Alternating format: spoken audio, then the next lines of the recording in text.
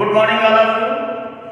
आज हम कृतिका में साना साना हाथ जोड़ी मधु काकरिया द्वारा लिखित यात्रा वृत्तांत की चर्चा करेंगे, जिसमें लेखिका ने सिक्किम की राजधानी गैंगटॉक और हिमालय की सुंदर यात्रा का चित्रण किया है, जो शहरों और महानगरों की व्यस्त जिंदगी से दूर है। लेखिका मधु काकरिया गैंगटॉक को मेहनतकश बादशाहों का शहर कहती हैं, क्योंकि यहाँ लोग दिन रात अथक परिश्रम करते हैं और यहाँ के लोगों के अथक परिश्रम से ही इसे अत्यंत सुंदर और आकर्षक बनाया गया है। इसलिए यह शहर मेहनतकश बादशाहों का शहर भी कहलाता है।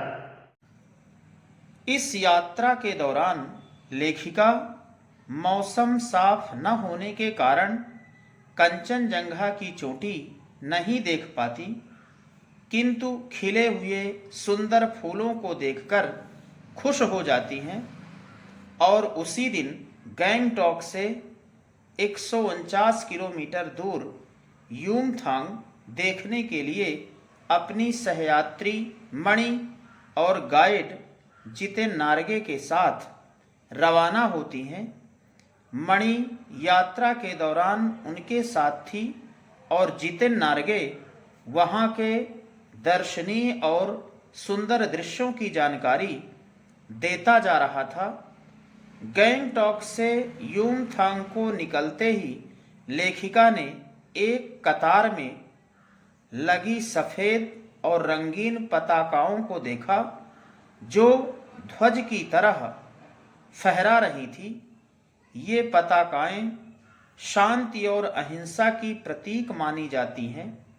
जितेन नार्गे ने बताया कि जब किसी बुद्धिस्ट यानी बौद्ध धर्म को मानने वाले की मृत्यु होती है, तब उसकी आत्मा की शांति के लिए शहर से दूर किसी भी पवित्र स्थान पर 108 श्वेत पताकाएं फहरा दी जाती हैं और उन्हें उतारा नहीं जाता, बल्कि वे स्वयं नष्ट हो जाती हैं और रंगीन पताकाएं किसी नए कार्य की शुरुआत में फहराई जाती हैं।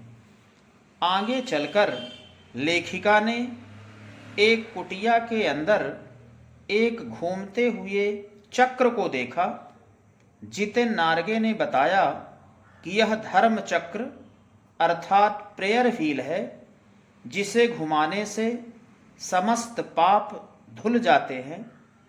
उससे आगे ऊंचाई की ओर बढ़ने पर सब कुछ धुंधला सा दिखाई दे रहा था और हिमालय का पल पल परिवर्तित होता हुआ सौंदर्य दृष्टिगोचर हो रहा था। आगे चलकर सेवन सिस्टर्स वाटरफॉल पर जीप रुकती है और सभी सैलानी उस प्राकृतिक सौंदर्य को कैमरे में कैद करने लग जाते हैं। रास्ते में प्राकृतिक दृश्य पल पल अपना रंग ऐसे बदल रहे थे जैसे कोई जादू की छड़ी घुमाकर सब कुछ बदल रहा है। सामने धुंध दिखाई दे रहा था, आसमान में बादल थे, मंद मंद हवा चल रही थी, जो आसपास के वातावरण में खिले फूलों की हंसी चारों ओर बिखेर रही थी। कुछ औरतों की पीठ पर बंधी टोकरियों में बच्चे थे। इतने सुंदर वातावरण में भूख, गरीबी और मौत के निर्मम दृश्य लेखिका को आश्चर्यचकित कर देते हैं। यहाँ पर पहाड़ी ने मार्ग को चौड़ा बना रही थी।